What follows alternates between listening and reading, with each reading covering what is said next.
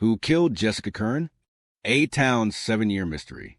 Mayfield, Kentucky. A small town where everyone knows everyone, and nothing ever truly stays hidden. It was the summer of 2000 when a passerby noticed something unusual behind the old Mayfield Middle School, a patch of grass burned black under the morning sun. The smell was sharp, acrid. What they found would haunt the town for years. The body of Jessica Currin, an 18-year-old recent graduate, lying in a field behind the school. No one could imagine it then. But this discovery would launch one of Kentucky's most frustrating cold cases, a mystery that would only break open 7 years later, thanks not to police, but to an unlikely detective.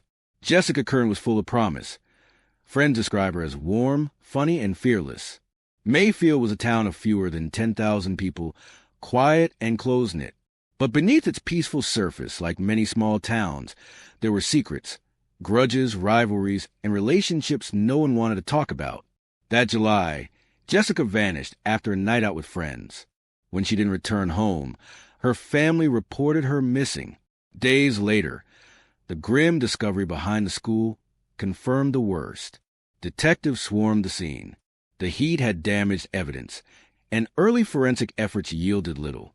But whispers began spreading through Mayfield, rumors of jealousy, betrayal, and a confrontation that had turned deadly.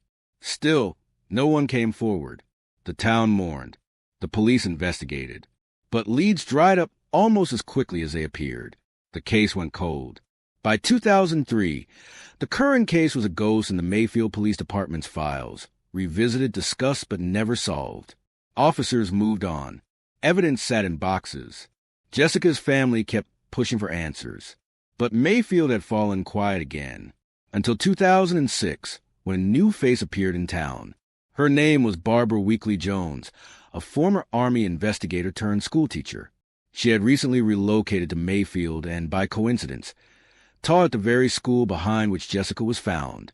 She heard the story one afternoon from a coworker, and something about it wouldn't let her go. What kind of town lets a young woman's killer walk free for 7 years? Barbara decided to find out. Without a badge, authority, or resources, Barbara began digging. She reviewed news articles, public records, and rumors whispered in the community. Then she started talking to students, locals, even people who'd left town. Slowly, she built a map, a timeline of Jessica's last known movements. One name kept resurfacing. Tina, a woman with a turbulent past, known in town but avoided by many. Some said she had been seen with Jessica that night. Others claimed she knew more than she admitted. Barbara approached her cautiously, posing as a friend. Over months, she built trust, listening more than talking. Eventually, Tina opened up, and what she said would change everything. She described a night gone wrong, a confrontation, a beating, and then the unthinkable. But Tina wasn't the killer. She pointed to another woman, Tabitha Franklin, and 2 men allegedly involved. Barbara took notes, recorded details, and cross-checked every word. Her background in military investigations told her one thing. This story matched too many facts to be a coincidence. It was time to take it to the police. Barbara contacted the Mayfield Police Department and then the Kentucky State Police, presenting a detailed account of what she'd uncovered. At first, they were skeptical. Civilians didn't solve murders, at least not usually, but her information was precise.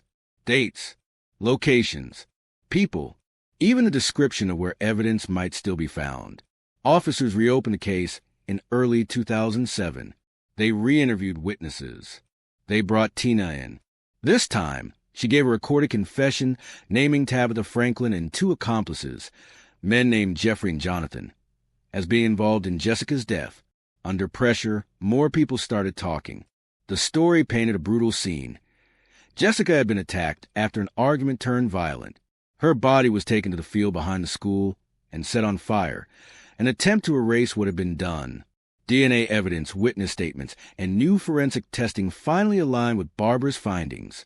After 7 long years, arrests were made.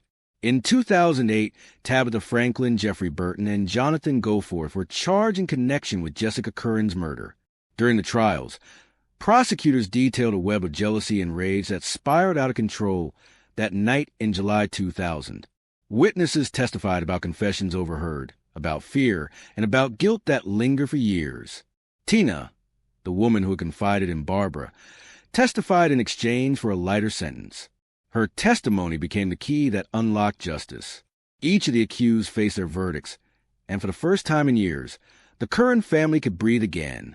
In interviews, Jessica's mother said it was a relief she felt, but peace, the kind that comes when truth finally surfaces after being buried for too long. Barbara Weekly Jones never called herself a hero, but to the people of Mayfield, she was more than that.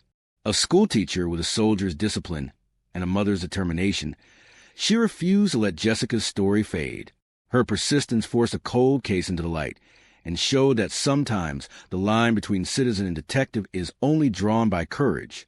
The Kentucky State Police later acknowledged that without Barbara's involvement, the case might never have been solved.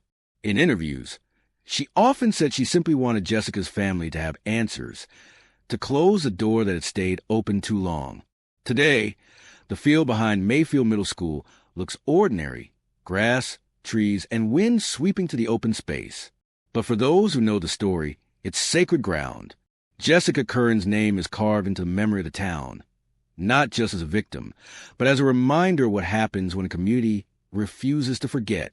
Her story is more than a tragedy.